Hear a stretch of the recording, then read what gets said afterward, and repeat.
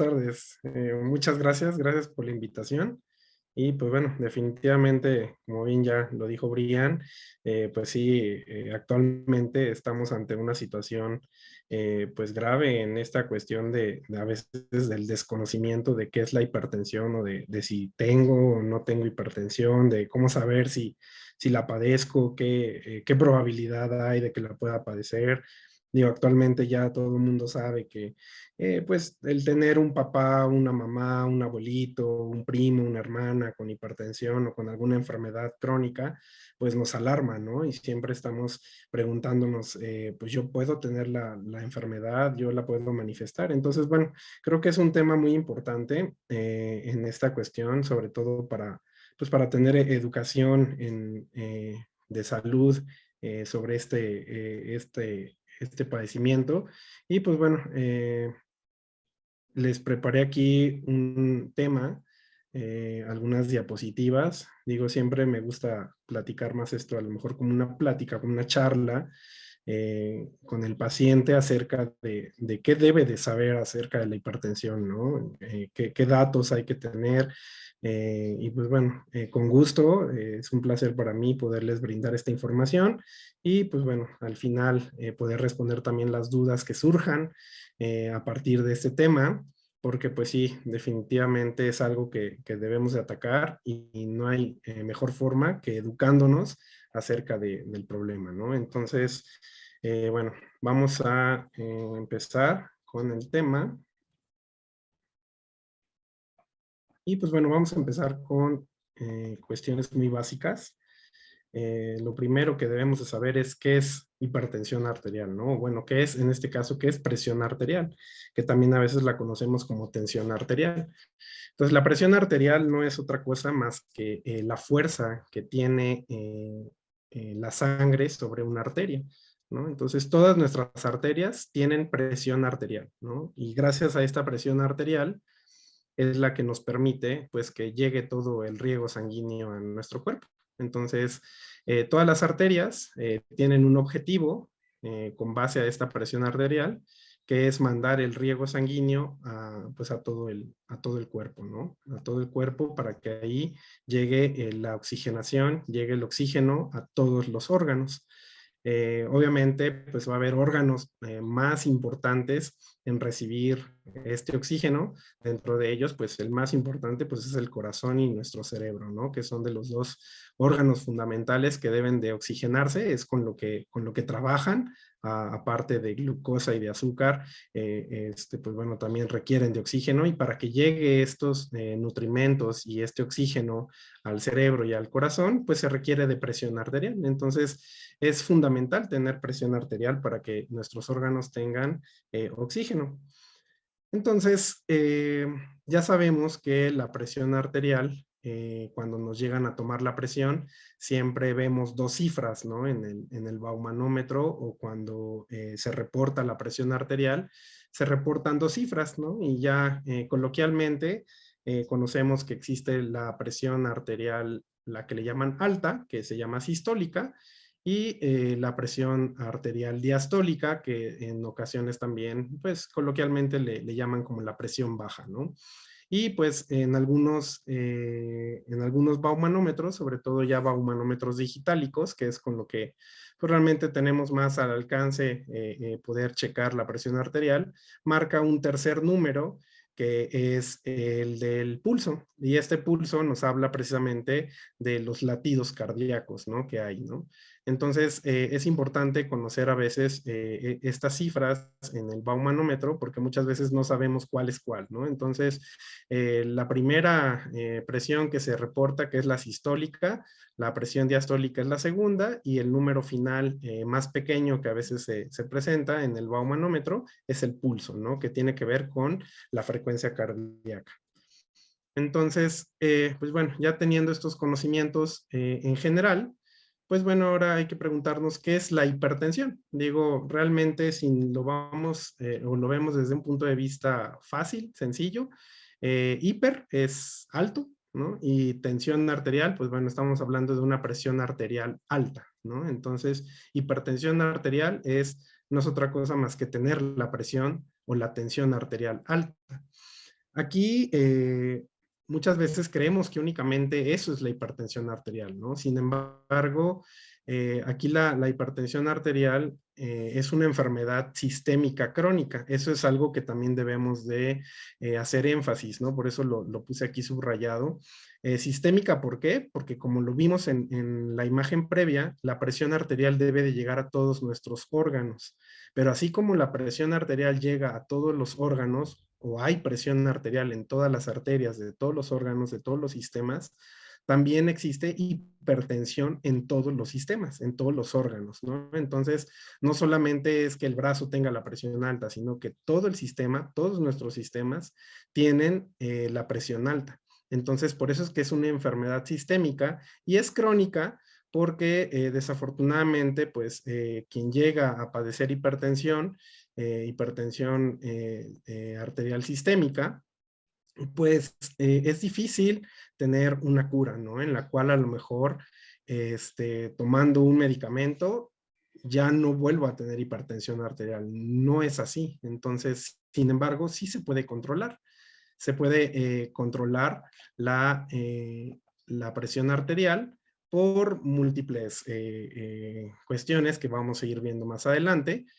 Y pues bueno, aquí la cuestión también, otra cosa importante es que esta hipertensión arterial, esta enfermedad sistémica, es multifactorial, ¿no? Es común encontrar esta palabra o entre médicos mencionamos mucho esta palabra al paciente, multifactorial, pero pues ¿qué es multifactorial? Que existen múltiples causas, ¿no? O sea, existen múltiples factores que van a estar condicionando que la presión se llegue a elevar.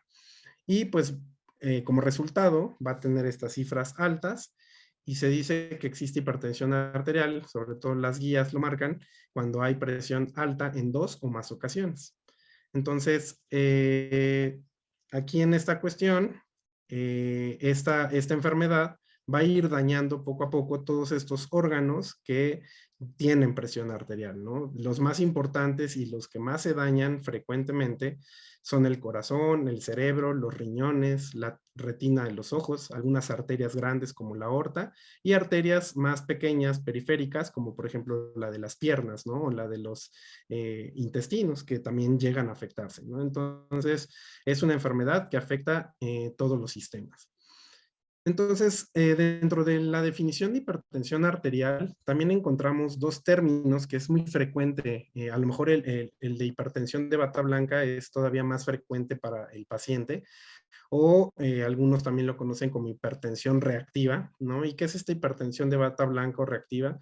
Pues no es otra cosa más que el miedo que se genera cuando el paciente va a entrar a la consulta, o más bien la presión arterial alta que se presenta cuando el paciente se encuentra ante el médico, ¿no? Y bueno, se llama de bata blanca porque precisamente el hecho de ver porque no necesariamente es ver al médico que trae la bata, muchas veces es el servicio de enfermería que vienen con su ropa blanca, y también igual el hecho de tomarles la presión hace que el paciente caiga en una situación de ansiedad y pues hace que suba la presión arterial, ¿no? Sin embargo, pues sí es importante que la hipertensión de bata blanca también se tenga en cuenta, porque muchas veces la hipertensión de bata blanca se ha encontrado que está relacionada con otras enfermedades crónicas como problemas de colesterol, triglicéridos, diabetes, obesidad. Entonces, sí es importante poner atención porque esta hipertensión de bata blanca nos puede estar hablando de otra enfermedad que puede estar asociada a la hipertensión, que vamos a ver más adelante, ¿no?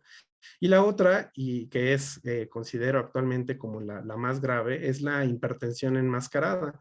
Esta hipertensión enmascarada es también la que el paciente llega y le toman la presión antes de pasar con el médico o durante la consulta con el médico, y resulta que la presión está normal, ¿no? La presión sistólica, la presión diastólica se encuentra normal y el paciente cree que no tiene hipertensión. Sin embargo, puede tener muchos factores de riesgo que a lo mejor están haciendo que la presión arterial se eleve en otro momento, ¿no? Que se eleve la presión quizás en la tarde, en la noche, y pues el paciente se va confiado de que tiene la presión normal en la consulta del médico y ya no se revisa, ya no checa la presión en otros momentos, ¿no? Entonces, pues esto hace que se escape el diagnóstico y que obviamente el paciente puede estar desarrollando complicaciones en los diferentes órganos, ¿no? Entonces, esta es una de las más peligrosas porque pues es la que creemos que estamos todo bien y resulta que la presión está alta.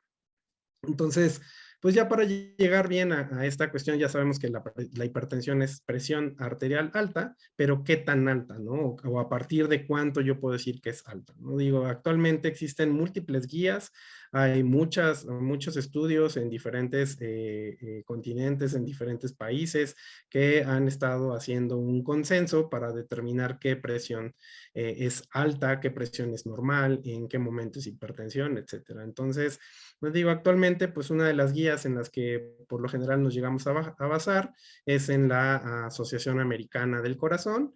Y pues bueno, esta asociación americana nos dice que una presión normal es menos de 120 de la sistólica, o sea, la que considerábamos la hipertensión alta, perdón, la presión arterial alta, y menos de 80 de la presión diastólica o de la presión baja, ¿no?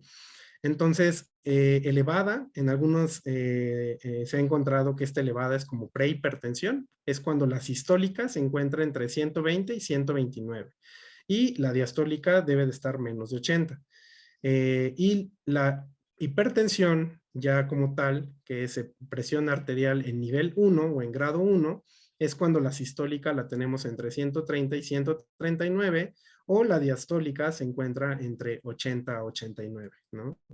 Ya una hipertensión grado 2 o nivel 2 ya está más alta, ya supera los 140 o más, y la diastólica tiene 90 o más, ¿no? Entonces, aquí pues ya obviamente el paciente ya está teniendo cifras mucho mayores que requieren un tratamiento un poquito más fuerte, ¿no? Quizás. Y bueno, una crisis hipertensiva que también es importante tenerla en cuenta porque muchas veces vemos la presión alta, pero podemos estar en una crisis hipertensiva que requiere un manejo urgente, ¿no? Sobre todo cuando esta crisis hipertensiva está dañando algún órgano de forma severa, ya sea el cerebro o el corazón. Entonces, esta crisis de hipertensión es cuando tenemos una presión sistólica mayor a 180 milímetros de mercurio o una presión diastólica más alta de 120, ¿no? Entonces, cualquiera de estas dos cifras nos indica de que debemos de acudir a algún servicio de urgencias para ser atendidos y que tengamos una valoración principalmente de estas dos áreas, ¿no? Del área neurológica, del área cardíaca y de nuestros riñones, que son los que más sufren en una crisis hipertensiva. Entonces, pues bueno, digo aquí viene la pregunta, ¿no? Que hacíamos hace rato, ¿quién puede padecer hipertensión arterial? Si todos tenemos presión arterial y todos tenemos arterias, pues definitivamente esto habla de que todos podemos padecer hipertensión arterial. Sin embargo, por el simple hecho de tener presión arterial, podemos tener hipertensión arterial. Sin embargo, hay algunas poblaciones y va a haber algunos factores de riesgo, que era lo que comentaba con esta palabra de multifactorial, va a haber muchos otros factores que van a aumentar la probabilidad, ¿no? Aquí hablamos en cuestión de probabilidad de poder desarrollar hipertensión. Y digo probabilidad porque muchas personas tienen muchos factores de riesgo que a lo mejor no desarrollan hipertensión arterial, sin embargo, tienen esa probabilidad más alta de tenerlo, ¿no? Y hay personas que a lo mejor tienen muy pocas o muy pocos factores de riesgo que sí desarrollan hipertensión arterial, ¿no? Entonces, aquí hablamos en cuestión más de probabilidad, pero definitivamente lo que los estudios marcan a nivel de investigación, pues es que mientras más factores de riesgo tengamos, más riesgo y más probable es que tengamos hipertensión o que ya seamos hipertensos y no lo sepamos, ¿no? Entonces, a nivel mundial, pues bueno, se ha estudiado que algunas poblaciones, sobre todo la latinoamericana, que en este caso pues encontramos a México. México está dentro de las poblaciones latinoamericanas que tienen más casos de enfermedades crónicas, dentro de ellas pues la hipertensión arterial, ¿no? Otra población, la afroamericana, y pues bueno, de ahí también nos vamos a esta parte de los antecedentes familiares, ¿no? Sobre todo los antecedentes familiares directos. Muchas veces es así, ¿no? Que mi bisabuela, que mi tatarabuela o que mi abuelito, ¿ok? Sí, son factores. Sin embargo, cuando los factores son de familiares directos, todavía es más probable, ¿no? Padres, hermanos o hijos, aumenta más el riesgo de que nosotros podamos desarrollar hipertensión. Algunos otros factores que, bueno, que estos prácticamente son factores que vemos todos los días, pues es el tabaquismo. Digo, ya actualmente hay muchos estudios en donde demuestran que incluso hasta una sola fumada puede provocar picos de presión arterial sistólica, diastólica, precisamente por todo el contenido de componentes que tiene el cigarrillo. La obesidad es otro factor muy importante. Digo, actualmente, de repente México se anda peleando los primeros lugares de obesidad infantil con otros países. Entonces, bueno, actualmente la obesidad, el sobrepeso son de los principales factores para estas enfermedades crónico-degenerativas, incluyendo la hipertensión. El sedentarismo, actualmente pues ya pocas veces con el avance de la tecnología pues tenemos casi todo a la mano, ¿no? Entonces ya no, ya perdimos esa parte de las actividades físicas en donde tenemos que desplazarnos, caminar, subir escaleras, entonces realmente pues ya tenemos un sedentarismo en el cual no desarrollamos actividad física, ejercicio físico, ¿no? La alimentación, la alimentación americana, que es una de las grandes alimentos que nos traen un alto consumo de grasas saturadas, sobre todo de cereales refinados, azúcares simples, refrescos, toda esta cuestión, en vez de alimentos saludables, pues también aumenta el riesgo de tener hipertensión, ¿no? Dentro del género, los hombres tendemos a tener más probabilidad de desarrollar hipertensión que las mujeres. Sin embargo, cuando la mujer llega a la menopausia, prácticamente puede igualar el riesgo que el hombre de tener hipertensión, y esto es debido precisamente a esta ausencia de algunas hormonas, principalmente el estradiol. Los estrógenos en la mujer dan cierta protección a las arterias que permiten que estén un poco más abiertas y que no haya hipertensión. Entonces, cuando la mujer llega a la menopausia, muchas veces ahí es cuando empieza pues a darse cuenta de que empiezan a tener cambios, y dentro de esos cambios es que fui con el ginecólogo y me checó la presión y vi que la presión está alta. Yo no la tenía alta, pero pues ahorita ya tengo a lo mejor 5 años de posmenopausia y empiezo a tener la presión arterial alta. Entonces es esperado. ¿Por qué? Precisamente por este cambio hormonal y por la ausencia de estos factores hormonales, ¿no? Mientras más avanzamos en edad, obviamente también aumenta el riesgo de que podamos tener hipertensión arterial, sobre todo sistólica. Hay algo muy característico que le pasa a nuestras arterias, de ser tejido elástico en el cual se pueden abrir, se ponen más duras con la edad, y pues obviamente al aumentar este endurecimiento de las arterias, pues va provocando que la presión aumente, ¿no? Otros factores actualmente que ya se están estudiando mucho, que a lo mejor antes no poníamos tanta atención, pero actualmente con tantos factores, sobre todo estresantes, que muchas veces nos llevan a problemas y trastornos del sueño. El insomnio es uno de los factores que también puede desencadenar problemas de hipertensión asociado precisamente a factores estresantes, ¿no? Y pues sin dejar a un lado también el alcoholismo. Muchas veces el alcoholismo pues está asociado a otros factores como el mal comer, el tabaquismo, ¿no? Entonces, los desvelos quizás. Entonces, muchas veces este factor también como tal, solo propio del alcoholismo, también es un factor para generar hipertensión. Entonces, aquí es importante que también notemos que la hipertensión puede coexistir con otras enfermedades, ¿no? Ya sea que forme parte de un grupo de enfermedades asociadas a todos estos factores de riesgo, porque todos estos factores de riesgo que les comenté son factores de riesgo que también se presentan en otras enfermedades como la diabetes, la prediabetes, la obesidad, la dislipidemia, colesterol, triglicéridos altos. Entonces, estas otras enfermedades pueden coexistir con la hipertensión. Entonces, es muy importante tenerlo en cuenta porque la hipertensión es muy poco frecuente que venga sola, ¿no? Por lo general, la hipertensión viene en el paciente que ya tiene obesidad, que a lo mejor tiene tabaquismo, que a lo mejor tiene ya diabetes. Muchas veces primero empezó la diabetes y posteriormente empieza la hipertensión. Entonces, no es una enfermedad que sea por lo general única, es muy poco frecuente. Y se acompaña precisamente de estas otras enfermedades que junto con la hipertensión forman algo que se llama el cuarteto de la muerte. ¿Y por qué le decimos cuarteto de la muerte? Actualmente sabemos que la principal causa de muerte por enfermedades no transmisibles es el infarto agudo al miocardio. Entonces, este infarto agudo al miocardio tiene que ver con todos estos factores y se da precisamente porque las arterias se empiezan a tapar. Se empiezan a tapar por colesterol, un tipo de colesterol que va provocando este tapón en la arteria y obviamente interrumpe el flujo sanguíneo y no llega oxígeno a los tejidos.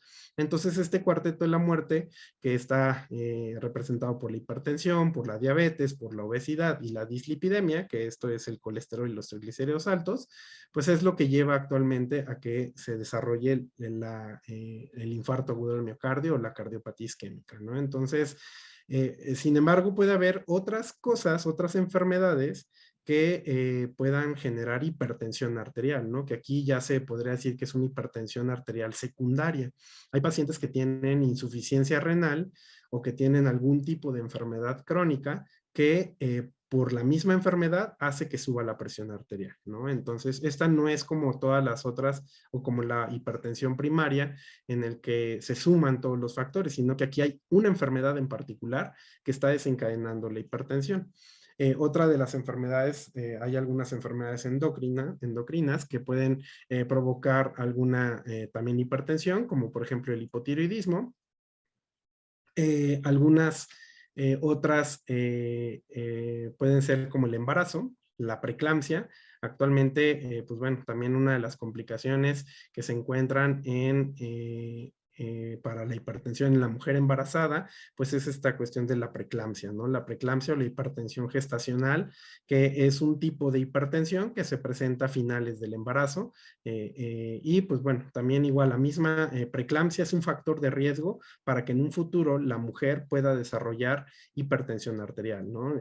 Una vez que se resuelve el embarazo, la mujer vuelve a tener sus niveles de presión arterial normales. Sin embargo, muchas veces esta hipertensión vuelve a aparecer, se ha visto en algunos estudios 10 años después de la preeclampsia, ¿no? El síndrome de apnea del sueño, que es otra de los trastornos del sueño que se llegan a presentar, el paciente que tiene a lo mejor obesidad, que aparte también ronca, que deja de respirar mientras está durmiendo, estas apneas que llega a hacer y que pueden provocar también esta baja de oxigenación durante el sueño, hipertensión arterial, ¿no? Y pues bueno, la enfermedad pulmonar obstructiva crónica, que está asociada muchas veces esta enfermedad al tabaquismo, cuando se asocia fuertemente al tabaquismo, pues también puede traer como consecuencia hipertensión arterial. Eh, Puede haber hipertensión arterial sin complicaciones y definitivamente también puede haber ya hipertensión arterial con complicaciones. Es importante saber cuáles son estas complicaciones que pueden coexistir ya secundarias a la hipertensión arterial, ¿no? Entonces, la hipertensión arterial con complicaciones pueden ser asociadas ya a infarto agudo al miocardio o un infarto, una cardiopatía isquémica, insuficiencia cardíaca. Esto es porque el corazón empieza a hacerse grande, primero se engruesa, hace una hipertrofia ventricular, se empieza a engrosar el ventrículo y posteriormente puede caer en dilatación el ventrículo y ya no bombea suficiente sangre o de forma adecuada y empieza a caer el cuerpo en insuficiencia cardíaca. Puede haber insuficiencia renal, puede haber un infarto cerebral o lo que se le llama embolia cerebral. En algunas ocasiones, sobre todo en crisis hipertensivas, puede haber hemorragia cerebral, lo que coloquialmente también se conoce como derrame cerebral. y puede haber insuficiencia arterial de otras arterias, ¿no? Sobre todo en las extremidades inferiores, en las piernas, empieza a haber mucho dolor al caminar, el paciente se queja de que tiene las piernas o los pies fríos, que tiene calambres, que a lo mejor le duele mucho al caminar, puede estar ya sufriendo una arteria de la pierna, del pie, se está tapando y no está pasando suficiente oxígeno, puede haber alteraciones en la retina del ojo que nos puede llevar a ceguera, muchas veces cuando se asocia también a diabetes, esta retinopatía que se va formando, pues va haciendo que el paciente deje de ver, ¿no? Y otras enfermedades neurológicas, sobre todo, que pueden estar asociadas a la hipertensión, como las demencias. El Alzheimer, se ha visto que factores de riesgo para Alzheimer y otro tipo de demencias, como la demencia isquémica o vascular, pues es precisamente por hipertensión, ¿no? Y bueno, aquí viene la pregunta, ¿cómo prevenir la hipertensión arterial, no? Yo todavía no tengo hipertensión arterial, no me han diagnosticado hipertensión arterial, pero sé que a lo mejor tengo familiares, tengo hermanos, tengo padres, hijos que a lo mejor tienen hipertensión arterial. La pregunta es, ¿qué debo de hacer para no llegar a tener hipertensión, ¿no? Y esto se le conoce como prevención primaria. Y pues bueno, no hay otra cosa, no hay otra forma de prevenir la hipertensión más que, en primer lugar, sabiendo que no la tengo, ¿no? Si yo no acudo al médico ante factores de riesgo que ya sé que tengo y no acudo para valorarme, pues a lo mejor no lo voy a detectar, ¿no? Entonces el primer paso, pues es hacer conciencia de que tengo factores de riesgo de hipertensión y empezar a hacer un automonitoreo. Quizás a lo mejor no sé cómo tomarme la presión, acercarme a alguna unidad médica de medicina, de unidades de medicina familiar, unidades de clínicas médicas de primer nivel para medicina preventiva, pues para que me chequen la presión, que me enseñen cómo tomar la presión arterial, hacer un automonitoreo. Ya en algunas cosas, en algunos momentos o en cuestiones más avanzadas, podemos hacer el monitoreo ambulatorio de la presión arterial. Y bueno, existen diferentes formas para tomar la presión arterial. La forma más correcta es como la que se ve en la imagen, siempre importante teniendo esta espalda recta, bien sentado, con los pies en el piso, el baumanómetro y el brazo a la altura de nuestro corazón y el brazalete. Digo, hay algunos otros brazaletes que son tipo muñequera, que también tienen ya en su instructivo la forma en la que deben de colocar el brazo.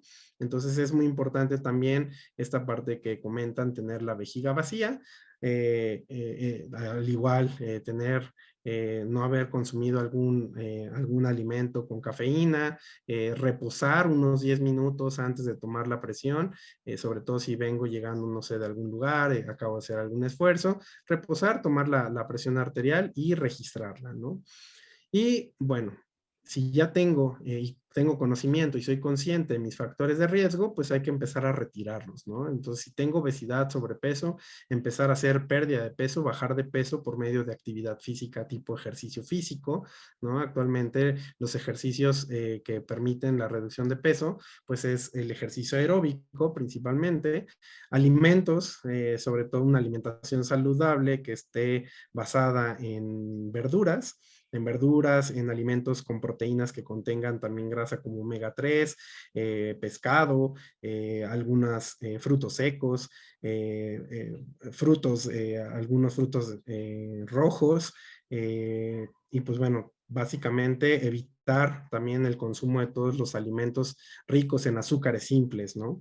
La higiene del sueño es muy importante, dormir bien. Si no tenemos un buen dormir, se estimulan muchas hormonas del estrés, como el cortisol, y pues esto también tiende a llevar la presión arterial alta, ¿no? Esto junto con toda la cuestión del estrés en nuestra vida cotidiana actualmente, pues hay muchos factores que nos pueden llevar al estrés crónico, y ese estrés crónico pues no es otra cosa más que el perpetuar la liberación de dos hormonas, que es la adrenalina y el cortisol, que son factores hormonales que van a elevar la presión arterial, ¿no?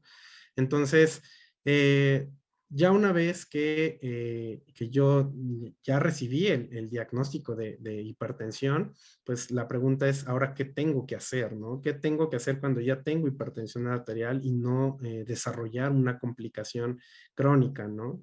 Entonces, ¿qué es lo que debemos de hacer en primer lugar? Pues visitar a nuestro médico, ¿no? Siempre es importante tener hasta a nuestro médico de cabecera que nos pueda apoyar en resolver las dudas, en que nos den una educación para cómo cuidar nuestra presión arterial.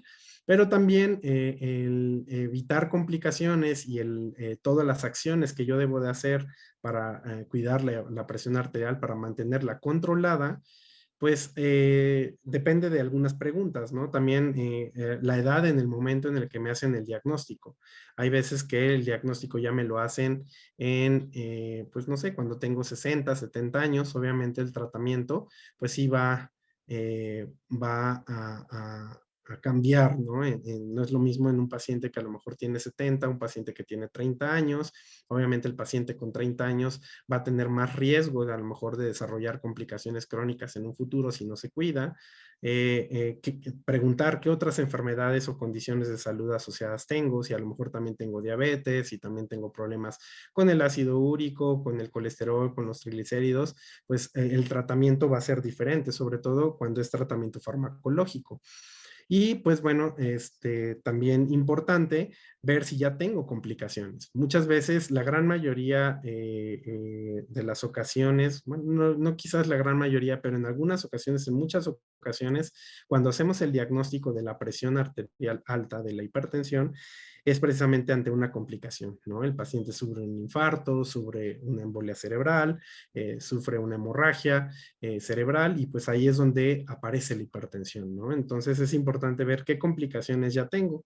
Y muchas veces esta hipertensión pues va a tener que ser valorada no solamente por un médico o un trabajador de la salud, ¿no? Un especialista de la salud. Muchas veces va a requerir ya un tratamiento multidisciplinario con varias personas encargadas de tener algún régimen alimenticio como los nutriólogos, ¿no? Entonces, el primer médico, por lo general, que hace el diagnóstico, que empieza a dar tratamiento, pues debe ser nuestro médico de cabecera, médico general, médico familiar, detectar que por parte de ellos alguna complicación o algún otro trastorno que a lo mejor pudiéramos tener, alguna otra enfermedad, y pues mandarlo, referirlo a los diferentes especialistas que se requieran. Pueden ser médico internista, el cardiólogo, el nefrólogo, el ginecobstetra, si es una mujer que a lo mejor tiene riesgo de tener preeclampsia, el oftalmólogo, el neurólogo, el geriatra. Va a depender de todos los componentes que tenga el paciente. Y muchas veces también, de hecho es importante no dejar a un lado pues el tratamiento con el psicólogo y el psiquiatra, sobre todo cuando se sufre de algún problema de trastornos de ansiedad, trastorno de depresión, que sabemos que va a generar en algún momento problemas de este tipo cardiovasculares metabólicos, ¿no? Entonces, pues sí, es importante no dejar la visita con el médico. Una vez que me diagnostican la hipertensión, debo de entender que debo de estar viendo frecuentemente a mi médico de cabecera, al especialista si es que ya tengo alguna otra complicación o que necesito algún otro tratamiento extra, pero estarme vigilando, ¿no? Y pues bueno, obviamente también los mismos factores que ya hablamos, la reducción de peso, el hacer ejercicio, algunas veces el simple hecho de bajar de peso controla la presión arterial y muchas veces ayuda a no tener tantos fármacos para el control de la presión arterial, ¿no? Entonces, y eso pues lo vamos a llevar a cabo con el ejercicio, la alimentación y esta cuestión que platicábamos acerca del estrés y de la higiene del sueño, ¿no?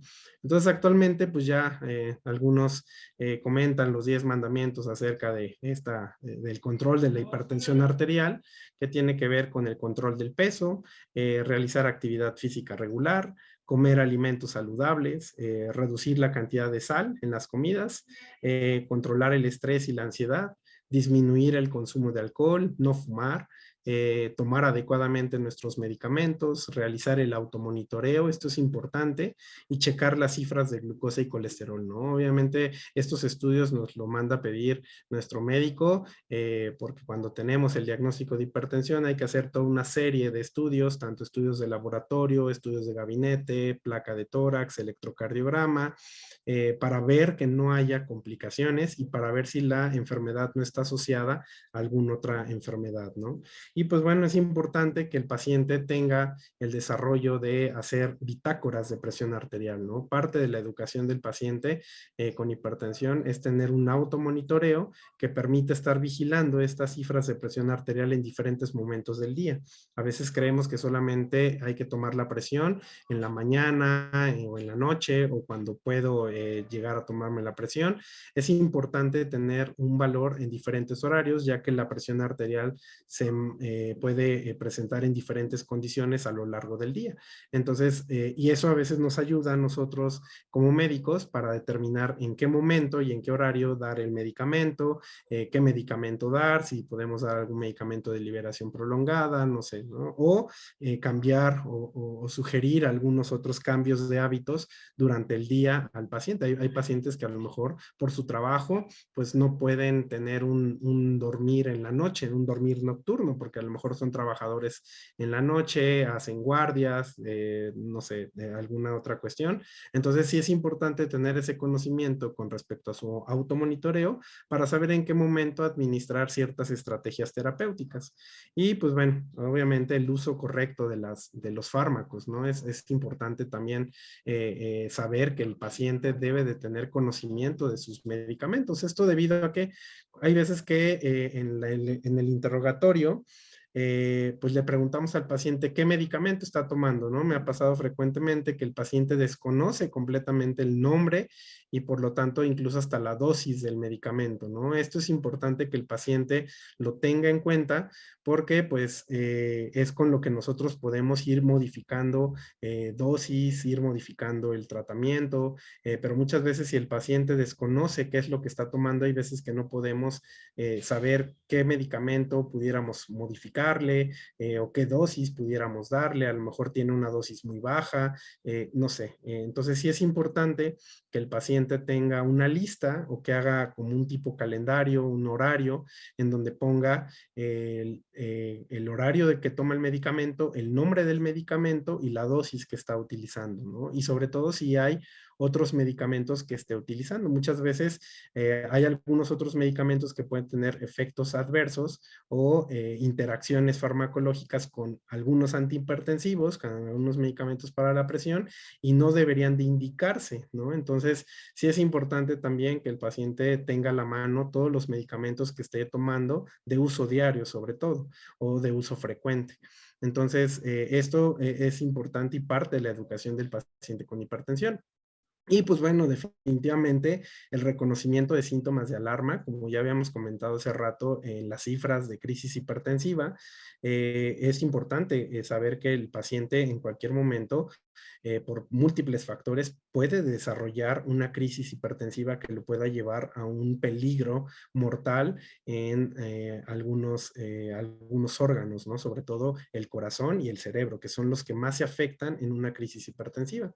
Y pues bueno, actualmente, como sabemos que la principal causa de muerte es la cardiopatía isquémica o el infarto agudo al miocardio, pues es importante que el paciente conozca cuáles son estos síntomas cardíacos, ¿no? Sobre todo el dolor de pecho opresivo, que puede asociarse a esta sensación de falta de aire, a esta sensación de muerte inminente, que el dolor se recorra al hombro, que empieza a haber falta progresiva de aire, incluso hasta en el reposo. Esto es indicación de que el paciente pues está ante un evento de alarma a nivel cardíaco y hay que acudir al médico de urgencias, ¿no? Hay que acudir a un servicio de urgencias.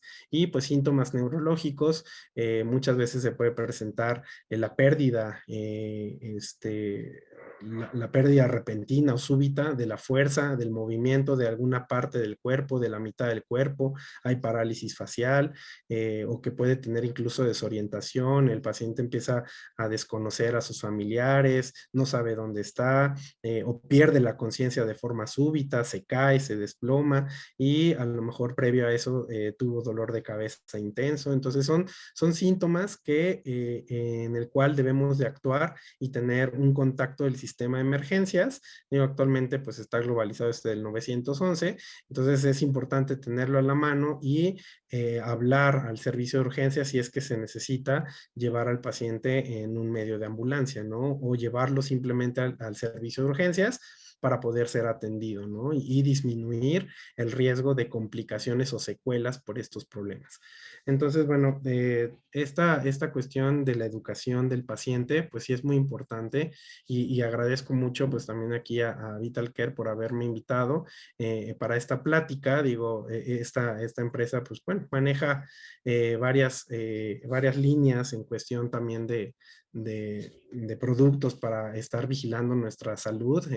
Los baumanómetros, es importante que el paciente con hipertensión tenga un baumanómetro y pues muchas veces también hasta tener un glucómetro, ¿no? El glucómetro en la mano, sobre todo si el paciente es diabético. Entonces, pues sí es importante que los pacientes con hipertensión arterial tengan todo este conocimiento, tengan esta educación. Digo, yo sé que a lo mejor en esta plática hay muchas cosas, también hay muchas dudas que podemos ir desarrollando poco a poco, pero es importante que el paciente pues tenga pues ahora sí que este conocimiento, esta educación para que pueda prevenir complicaciones a futuro, ¿no? Y pues bueno, agradezco mucho a Vital Care por haberme invitado a esta plática. Espero que esta ponencia haya sido de apoyo para ustedes, les sea útil. Y pues bueno, quedo a sus órdenes. Muchas gracias, Luis. Muchas gracias por compartir esta información tan importante. Creo yo que hablo por, bueno, todos los que hemos escuchado esto, principalmente aquellos que tenemos, pues, familiares con esta enfermedad, que cuando digo que, pues, esta información es realmente muy importante y realmente nos va a servir.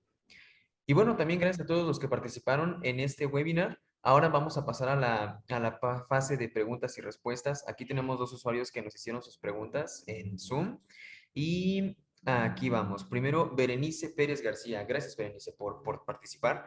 Dice, ¿qué tal? ¿El pulso y la frecuencia cardíaca es la misma o hay variación al tomar con el baumanómetro o con el estetoscopio en la zona del pecho? Digo, sí hay una variación. De hecho, el pulso como tal es lo que se palpa, ¿no? Lo que se palpa en la extremidad, ¿no? Lo más frecuente es que tomemos el pulso radial y que ahí chequemos el pulso. Muchas veces cuando hay algunos tipos de arritmia, puede que exista un latido que se escucha a nivel cardíaco cuando ponemos el estetoscopio a nivel cardíaco, a nivel del pecho. Podemos escuchar algunas arritmias que no generan pulso, ¿no? Entonces, muchas veces hay algunas contracciones ventriculares, algunas contracciones cardíacas que pueden generar un ruido auscultatorio, un ruido en el estetoscopio en el pecho y que no genera un pulso. Entonces, muchas veces sí, definitivamente puede variar el pulso con respecto a la frecuencia cardíaca, pero pues bueno, digo, más o menos va acorde en ocasiones este pulso con esta frecuencia cardíaca. Actualmente ya algunos dispositivos para medir la presión arterial cuentan con algunas alarmas en donde también se maneja o marcan que hay un tipo de arritmia, ¿no? Entonces, obviamente, pues sí, también es importante a veces la auscultación cardíaca para detectar estos problemas, ¿no? Que esa es otra de las situaciones que también se pueden presentar en el paciente con hipertensión, ya con complicaciones crónicas cardiológicas, sobre todo lo que hablábamos de insuficiencia cardíaca. Cuando hay este corazón grande, cuando empieza a dilatarse el ventrículo y algunas otras cavidades del corazón, pues puede generar muchas arritmias, ¿no? O incluso también cuando ya hay complicaciones de alguna arteria tapada, como es la cardiopatía isquémica o el haber tenido un infarto, estas condiciones pueden desarrollar arritmias cardíacas que sí pueden tener alguna variabilidad con el pulso cardíaco, ¿no? Entonces, por eso también es importante, sobre todo si el paciente ya tiene complicaciones, que sea valorado por el especialista. En este caso, a lo mejor si ya hay complicaciones crónicas cardiológicas, pues también que sea valorado por el cardiólogo, ¿no? Muchas gracias, Luis, por brindarnos esta respuesta. Ahora nos pregunta también Alejandro Vargas. Gracias, Alejandro, por tu pregunta. Dice, recomendaciones para un paciente de 59 años con buena alimentación y hábitos de ejercicio, pero con problemas de estrés. Ok, gracias por esta pregunta. Digo, sí, a veces es importante, ¿no? Porque muchas veces no sabemos qué hacer cuando tenemos estrés. Aquí también lo más importante es tener nuestra valoración de nuestro médico de cabecera, ¿no? Muchas veces nuestro médico de cabecera nos puede recomendar, nos puede sugerir, ¿no? Cuando hay problemas de estrés, hay que diferenciar. Si el problema ya está convirtiéndose en un problema de tipo trastorno, o sea, que ya esté provocando algunas alteraciones en nuestra vida cotidiana, pues muchas veces vamos a necesitar del psicólogo y a lo mejor del psiquiatra, ¿no? Y medicación para el estrés, ¿no? Entonces, es importante también tener una valoración por el especialista o por el trabajador de la salud mental, ¿no? Y muchas veces a lo mejor no necesitamos el psiquiatra, pero pues sí necesitamos el apoyo de algún psicoterapeuta, de algún psicólogo que nos pueda ayudar a trabajar las emociones, ¿no? Actualmente creemos que el psicólogo, que el psiquiatra es para la gente que tiene problemas de depresión, trastorno depresivo, trastorno de ansiedad, que a lo mejor tiene bipolaridad, esquizofrenia, no sé, alguna otra condición psiquiátrica, psicológica, pero realmente yo creo que todos deberíamos de tener nuestro psicólogo de cabecera para poder trabajar nuestras emociones, ¿no? Muchas veces no tanto es que tengamos un trastorno de ansiedad o un trastorno de depresión, pero sí podemos tener alteraciones en el manejo de nuestras emociones y eso nos puede llevar en un futuro a lo mejor a tener como tal depresión, como tal ansiedad y cursar con algunas alteraciones no solamente neurológicas, psiquiátricas, sino que también podemos tener complicaciones sistémicas asociadas precisamente a toda esta red neuronal que también estimula otras hormonas como lo es el cortisol y la adrenalina, ¿no? Entonces, sí es importante tener nuestra salud mental, nuestra salud emocional controlada, saber a quién podemos recurrir con un psicoterapeuta, psicólogo, psiquiatra. Y pues bueno, actualmente otra de las medidas que les comentaba anteriormente también son factores protectores para el estrés y la depresión, ¿no? O para la ansiedad, ¿no? El hacer ejercicio, actualmente ya se ha visto en estudios que el hacer ejercicio baja los niveles de cortisol en el estrés, en la ansiedad, llevar una alimentación baja en azúcares simples, eso también todo lo que son azúcares refinados, jugos, refrescos, néctares, pan de dulce, todos estos pastelitos, mermeladas, todos estos alimentos procesados que llevan una gran cantidad de carbohidratos, actualmente ya sabemos que provocan inflamación, ¿no? Los azúcares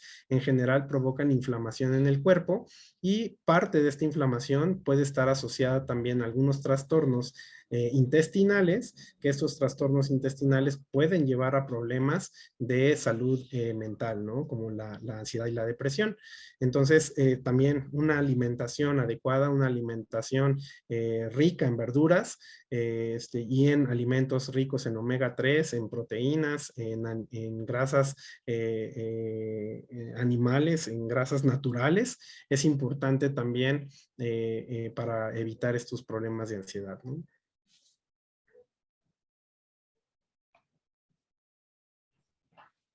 Excelente, Luis. Muchas gracias por responder. Espero que haya quedado aclarada esta duda. Ahora, también tenemos una pregunta de Rocío Córdoba. Gracias, Rocío, por tu participación. Dice, ¿hay diferencia entre la medición de presión entre baumanómetro de brazo y de muñeca? Sí, hay variaciones. Digo, realmente las variaciones son en milímetros de mercurio mínimo. Aquí lo importante también es a veces la forma en la que lo tomamos, ¿no? Más que ver qué instrumento es el que estoy utilizando para tomar la presión, es importante ver la forma en la que lo estoy tomando, ¿no? Y también el tomar la presión arterial en ambos brazos es importante al principio, sobre todo para poder diferenciar cuál es el brazo que tiene mayor presión arterial, ¿no? Eso anatómicamente también puede marcar diferencias. Se han visto que hasta puede haber una variación de 10 milímetros de mercurio entre un brazo y otro. Entonces, por esta variación es importante vigilarla en ambos brazos y hacer el registro. Mientras hacemos el registro, registrar cuál es el brazo que a lo mejor tiene más alta la presión arterial constantemente, ¿no? A lo mejor sacar como un promedio o ver cuál es el brazo que siempre sale más alta o que más veces sale alta y entonces a partir de ahí tomar la presión siempre de ese mismo brazo. Uh -huh. para poder estar checando. Pero digo, realmente también en cuestión de brazalete, el baumanómetro que se toma en el brazo, pues también tiene algunas otras características, sobre todo en el instructivo que traen algunos dispositivos de cómo hacer la medición. Digo, aquí lo más importante es tomarlo de la forma más correcta para que la variabilidad sea mínima, ¿no? Excelente, muchas gracias, doctor Luis. Bueno, ahora mira, tenemos otra pregunta de un asistente anónimo. Nos pregunta, ¿qué podría pasar con pacientes que están asintomáticos pero hipotensos, con una presión arterial de 80 sistólica, 40 diastólica de milímetros de mercurio? Bueno, aquí va a depender si este paciente que está sintomático tiene tratamiento antihipertensivo, ¿no? O si tiene diagnóstico de hipertensión y si está bajo un medicamento que sea para controlar la presión. ¿Por qué? Porque si el paciente que tiene estas cifras de presión arterial que ya están en rangos de hipotensión y está tomando medicamentos para la presión arterial, pues habla de que el paciente probablemente no requiera del tratamiento antihipertensivo, ¿no? Entonces, si todas los reportes de la presión arterial, por eso aquí es la importancia de hacer las mediciones de la presión arterial en diferentes horarios, para ver si realmente la presión arterial siempre se encuentra en rangos de hipotensión, ¿no? Si en la mañana, si en la tarde, si en la noche, la presión siempre va a estar debajo de 90 a 60 o en rangos de hipotensión, ese paciente no tiene hipertensión y por lo tanto no amerita tener un tratamiento antihipertensivo. O quizás el paciente a lo mejor tenga otras características que están haciendo que sea hipotenso, ¿no? Hay pacientes que a lo mejor tienen alto rendimiento en cuestión de ejercicio físico, que obviamente no van a desarrollar presiones arteriales altas precisamente por ese rendimiento físico que tiene a nivel cardiovascular incluso, que ya no amerita tener una presión arterial alta. Esa es una de las explicaciones por la cual el hacer ejercicio aeróbico constante, pues hace que la presión arterial llegue incluso a metas correctas o incluso a cifras bajas y que sea necesario el quitar y el suspender el antihipertensivo, ¿no? Entonces, sí es importante por eso el llevar esta educación en cuestión de la salud de la hipertensión, porque si yo empiezo a trabajar con mis factores de riesgo, con el cambio de hábitos y empiezo a cambiar mi hábito de alimentación, empiezo a bajar de peso, empiezo a hacer ejercicio, obviamente la presión arterial va a empezar a corregirse, ¿no? En algunos estudios se ha visto que la disminución de peso disminuye algunos milímetros de mercurio, que obviamente son favorables para el paciente con hipertensión y que muchas veces va a caer quizás en presión arterial normal y que incluso cuando hacen ejercicio tienden a sentir síntomas de hipotensión y que ya no es necesario darle el tratamiento farmacológico. Pero ahora, si es un paciente que no tiene hipertensión, que no toma medicamento farmacológico y que tiene hipotensión y que está asintomático, pues realmente no hay que hacer pues prácticamente nada, porque quizás los factores que tiene el paciente, pues también muchas veces tiene que ver con la composición corporal, si el paciente tiene bajo peso o a lo mejor el paciente no tiene algunas otras condiciones que requieran una presión arterial más alta, pues no hay que hacer prácticamente nada, ¿no? Aquí una hipotensión o un paciente que tiene hipotensión, pues quizás no, y que es asintomático, quizás no requiere de algún manejo ni de ninguna vigilancia, pero pues siempre es importante tener todo el cuadro del paciente para ver si no tiene alguna otra afectación que esté condicionando la presión baja, ¿no? Si es una presión baja nueva que acaba de aparecer, pues entonces hay que ver qué lo está causando, ¿no? Pero por lo general esas siempre dan síntomas. Muchas gracias, Luis. Muchas gracias por esta explicación tan amplia y clara, vaya. Mira, tenemos ahora otra pregunta. Nos pregunta Guadalupe García Morales. ¿Por qué es necesario tener vejiga vacía para tomar la presión? Ok, esto sí es importante. Aquí la cuestión es que la presión arterial se modifica cuando tenemos la vejiga llena, porque esto hace que aumente nuestra presión intraabdominal y el empezar, sobre todo cuando estamos aguantándonos mucho pues ahora sí, para ir a orinar, esta presión que se genera a nivel intraabdominal hace cambios en el flujo de las arterias intraabdominales o de los vasos venosos intraabdominales, lo cual aumenta el retorno venoso hacia el ventrículo derecho o hacia el corazón, y pues este aumento de sangre hacia el corazón hace que aumente la presión arterial, ¿no? Entonces, aumento en la presión intraabdominal puede aumentar la presión arterial, ¿no? Entonces también, por eso es importante tener la vejiga vacía. Excelente, muchas gracias, doctor Luis. Ahora, nos pregunta también María del Carmen Espinosa Hernández. Dice, ¿varía mucho la medición de la presión arterial en ambos brazos? ¿O cuál brazo es el más recomendable? Digo, esto era más o menos lo que estaba comentando hace un momento. Sí, varía de un brazo a otro por cuestiones anatómicas. Las arterias de un brazo pueden tener o arrojar una presión diferente a la del otro brazo. Por eso es importante hacer esta bitácora de presión al inicio. No sé, quizás unos cuantos días, 5 días, una semana, estar vigilando cuál es la presión que se mantiene siempre más alta, de qué lado, de qué brazo, y pues siempre tomar como referencia ese brazo para checar la presión. Si mi presión siempre sale más alta en el brazo derecho que en el brazo izquierdo, pues ya siempre la tomo del brazo derecho, ¿no? Y cuando me vayan a tomar la presión, decir, ¿no? Avisar, ya me he checado la presión y mi presión siempre sale más del lado derecho, entonces para que me tomen la presión de este lado. Excelente, muchas gracias, Luis. Ahora, ya casi terminamos con las preguntas. Tengo también aquí a Nora Araceli Guzmán Celayos. Nos comenta. Buenas tardes, excelente ponencia. Con respecto a la bitácora, ¿cómo sería la indicación ideal para los pacientes en días y horarios?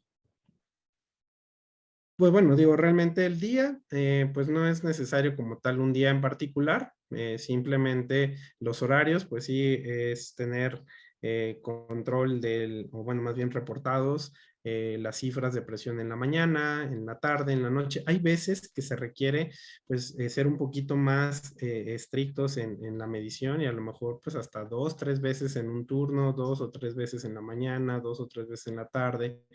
Actualmente por eso ya existe esta parte que se llama el mapa, lo manejan algunos cardiólogos, que es como un holter, es como un holter cardíaco, pero en este caso es como un holter de la presión arterial. Eso es lo que significa mapa, es monitoreo ambulatorio de la presión arterial y es traer el aparatito de la presión arterial durante las 24 horas y va haciendo una medición cada 30 o cada 15 minutos y va registrándose la presión arterial. Al final de las 24 horas se presenta este aparato pues al médico que haya solicitado el estudio y hacen una revisión de las presiones arteriales para ver precisamente cuál es el horario en donde a lo mejor la presión arterial está más alta, bajo qué factores, el paciente puede estar ahí haciendo una bitácora de qué actividades estaba haciendo.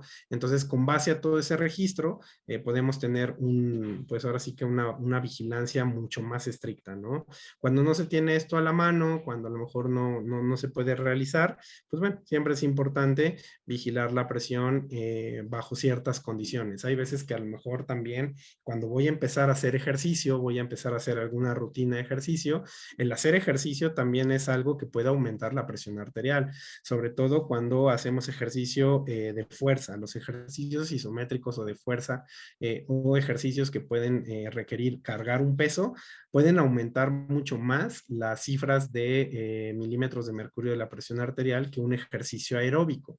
Entonces, el ejercicio aeróbico puede estar más indicado al inicio del paciente con hipertensión, en lo que también su sistema cardiovascular va acondicionándose. Una vez que el sistema cardiovascular se acondiciona, empiezan a haber modificaciones en la presión arterial y a lo mejor el paciente puede aumentar en la actividad física y empezar a hacer otro tipo de ejercicio. Pero por eso pues es importante darle el seguimiento, ¿no? Por eso es importante que a lo mejor empiezo con un cambio de hábito, porque luego también pues una de las situaciones que pasa es que el paciente recibe tantos cambios de hábito que tiene que hacer en su día a día para poder mejorar pues todas las enfermedades que pudiera tener, incluyendo esto de la presión arterial, que le cuesta, ¿no? Entonces sí es muy importante pues ser empático con el paciente y pues sí, pues, darle chance a ese cambio, ¿no? Y que sea poco a poco, que sea también un cambio que sea progresivo, ¿no? De hecho, pues el ejercicio tiene que ser un ejercicio que requiera un entrenamiento físico. Un entrenamiento físico va más orientado a esta parte de vigilar con qué empecé, cómo voy, cuánto voy aumentando en mi intensidad, en la cantidad del tiempo, la duración, ir midiendo, obviamente, esta variable de la presión arterial, ¿no? ¿Por qué? Porque a lo mejor mi presión arterial no va a ser la misma en la primera semana de empezar a hacer ejercicio a que tenga una presión arterial diferente a dentro de un mes, ¿no? Quizás si me he mantenido constante en el ejercicio, en mis cambios de alimentación, he empezado a bajar de peso, mi presión arterial se va a ver modificada en el siguiente mes, en los siguientes meses, si soy constante, ¿no? Entonces, esta es una vigilancia que se tiene que estar haciendo constantemente y pues obviamente ir de la mano del paciente, ¿no? Nosotros como médicos, pues es importante llevar de la mano al paciente en los diferentes estudios, ¿no? Porque si también el paciente tiene alteraciones del azúcar, del colesterol, de los triglicéridos, aparte de la hipertensión, pues bueno, es ver, ok, vamos a empezar a trabajar con la parte del ejercicio, empecemos con caminata, empecemos con trotar, empecemos con algún otro tipo de ejercicio aeróbico y poco a poco vamos haciendo mediciones del peso, hacemos mediciones y vigilancia de las bitácoras y pues hacemos mediciones de exámenes de laboratorio, ¿no? Entonces, es algo, pues sí, es algo complejo quizás, pero pues sí, la forma más idónea o la forma más útil y práctica para poder decir qué paciente va mejorando es darle un seguimiento. Muchas gracias, doctor Luis. Muy bien. Ahora vamos ya por las últimas dos preguntas de esta sesión. Y nos pregunta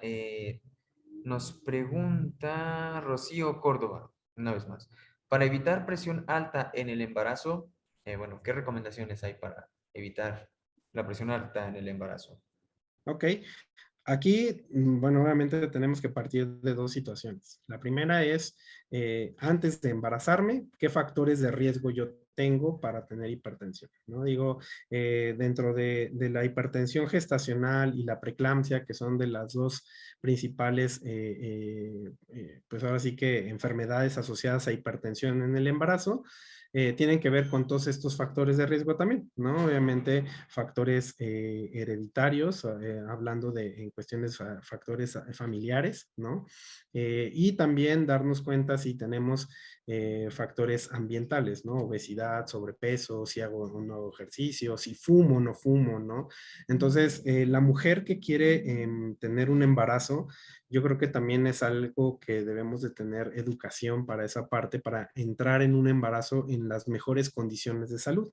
Entonces, una mujer que quiere tener un embarazo es importante pues que tenga una buena alimentación, que lo más recomendable y lo más sugerido pues es que también pues haga ejercicio, o sea, lleve todos estos factores protectores que evitan la presión arterial. Ahora, si la paciente a lo mejor ya tuvo un evento de preeclampsia o tiene factores de riesgo que nos pueden llevar a una hipertensión durante el embarazo como preeclampsia o hipertensión gestacional, sobre todo preeclampsia, que es la que más aumenta la mortalidad en las mujeres embarazadas, pues es llevar, si tengo yo estos factores de riesgo, es ver al ginecobstetra, ¿no? Ver a dar un seguimiento con su ginecólogo, con su obstetra, y sobre todo llevar seguimientos ultrasonográficos, ¿no? Aquí es por eso la importancia de tener también el especialista al lado de la paciente con embarazo y que tiene un factor de riesgo, que tiene varios factores de riesgo para desarrollar